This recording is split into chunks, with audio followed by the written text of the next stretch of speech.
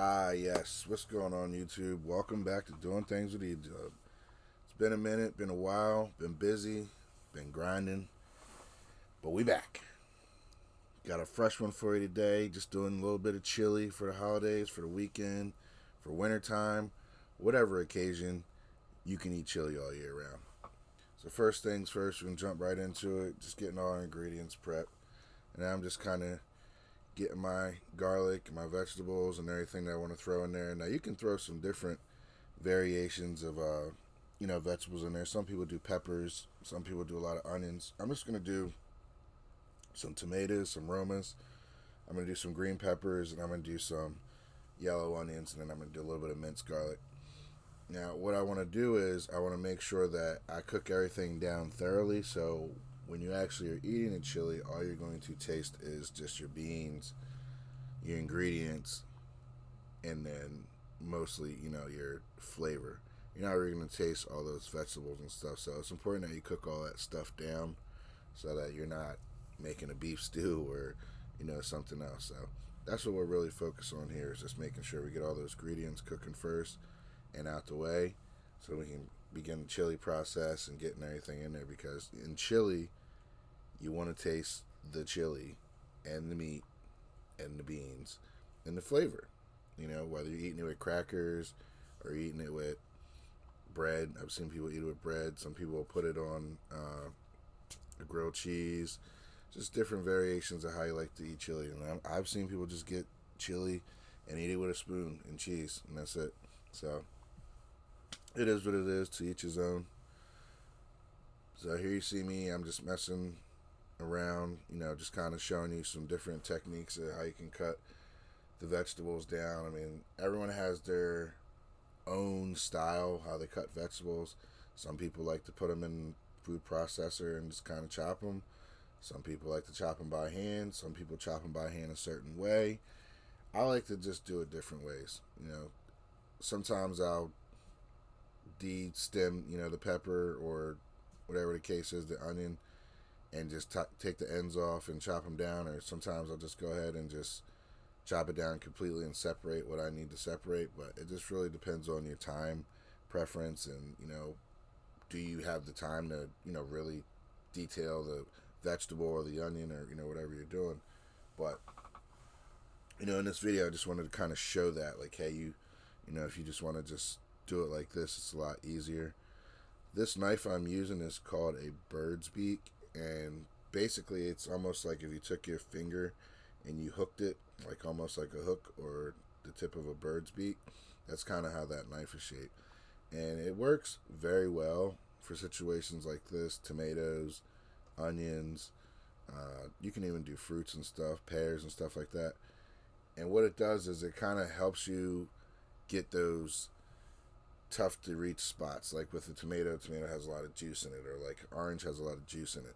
And so with the bird's beak, you can easily slice right through it without getting all that juice all over the place or making a crazy mess. And then you can go back and finish it out with a different knife or something. This knife I'm using is a vegetable knife. It's one of my favorite go-to knives for just doing vegetables. I mean, it's really clean, gets the work done. As you can see, it's chopping the onions really, really well.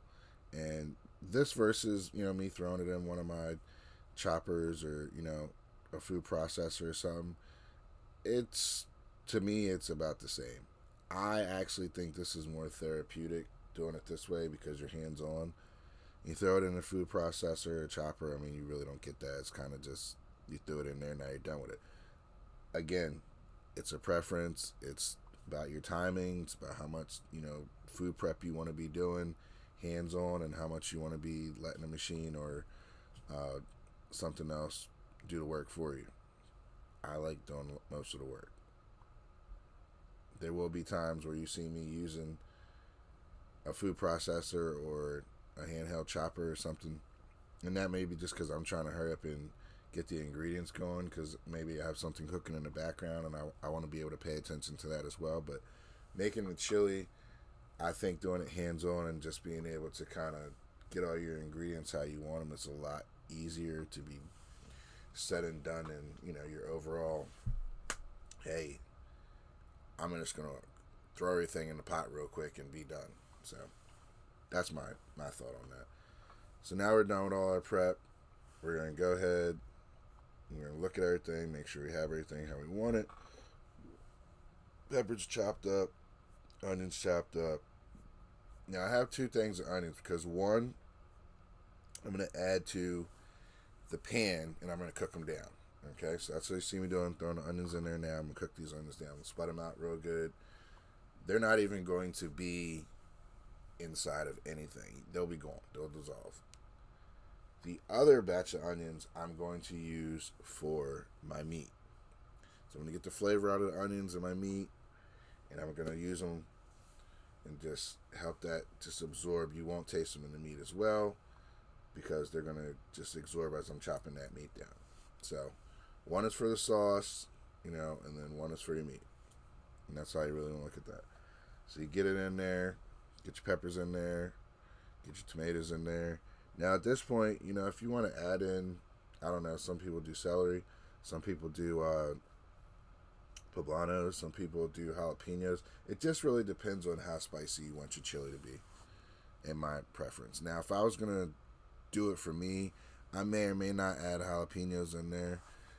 This batch I was actually doing for my store that day, so I made it mild. So I didn't go heavy on too much of anything. I just kind of did a mild blend where it wasn't overwhelming. Once you add those beans and stuff in there, and you don't, season the beans, or you don't use chili beans that are already pre-seasoned, it kind of will bland it out. And I've seen people add water and stuff into them, and then to me that just kind of tastes like hamburger helper. So I try to keep in mind, yes, you want to have a little bit of spice in there, and yes, you want to kind of pay attention to how spicy you make it, because it could be too spicy and have too much of a bite for your younger crowd. Like my daughter likes to eat chili, but she doesn't like it spicy.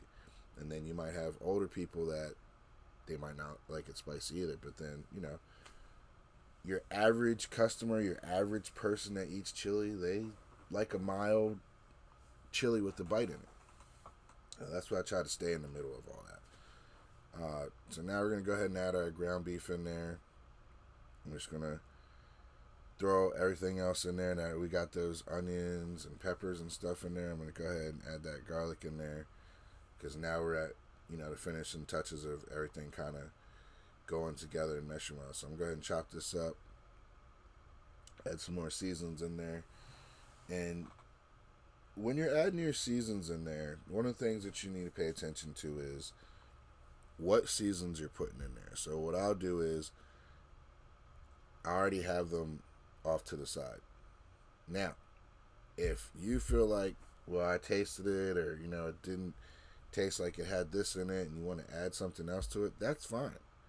But just pay attention to the seasons that you're adding in there, just in case you have to go back and add more seasons in there and tweak it a little bit.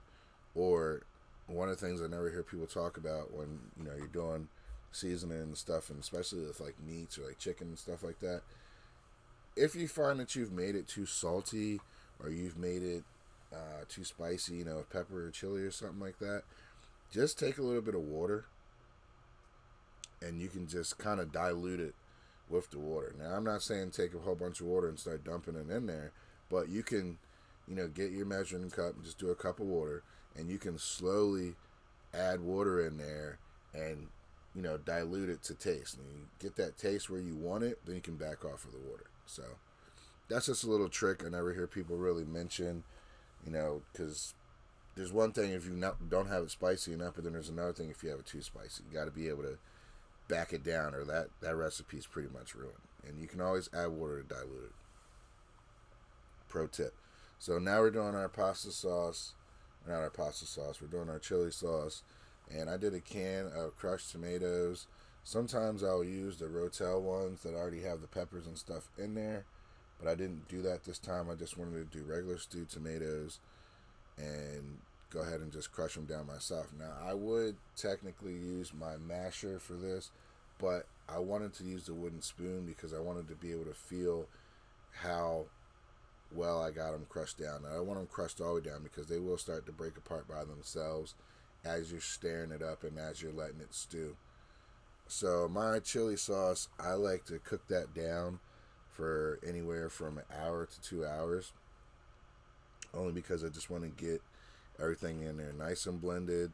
And then what I want to do is I want to get a lot of that fragrance and a lot of that flavor from the bottom of the pot as I'm scraping it in there to just mesh well with the rest of the sauce. And then if I need to add water in there, I'll add water in there. But usually it's pretty spot on. Don't really have to do that if, like I said, you stay between an hour and an hour and you pay attention to it. Keep it on a low heat. You can put it on a simmer if you want to.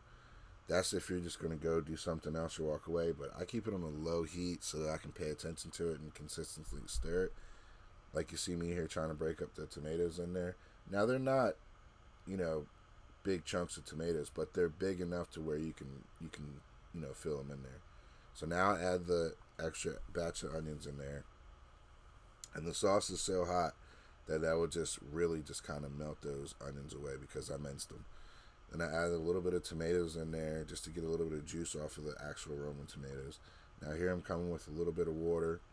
The only reason I'm coming with a little bit of water is because I want to loosen the sauce up a little bit and let it re-thicken up by itself. Now it was originally too thick when I added it in there, but I wanted to get more yield out of the sauce because I used more ground beef, so I did loosen it up a little bit, and it will thicken up by itself once you add your meat in there and your beans. All that will be absorbed, and you will have a thicker sauce. So now I'm just gonna slowly add my meat in here, section by section. Now it's important that you do it section by section because what you're going for here is you don't want to just dump a whole pot of meat in there. You want to kind of mix it in there and blend it in well, because if you don't blend it in there well, you'll have some pockets where it'll be chunks of meat in there. And what you're going for is consistency. Every bite should be a mouthful of perfectly blended ingredients together. Alright, so keep adding your meat in there by sections, loosen it up. So a lot of times when you have that meat sitting, draining, it'll stay chunky. So just mix it in there accordingly. If you do it right, you really shouldn't have more than 2 or 3 that you're adding in there, little sections. So now you want to go ahead and add your kidney beans in there. Preference on your kidney beans, sorry. That's really up to you. You get your kidney beans in there, it's your last step. Get yourself a bowl, get yourself some cheese or whatever you're going to eat with it. Put it together and try it out. Let me know if you like this recipe. I'll be doing a couple more here. Please like and subscribe. And as always, keep doing things with E-Dub. We'll see you next time. I'm out of there.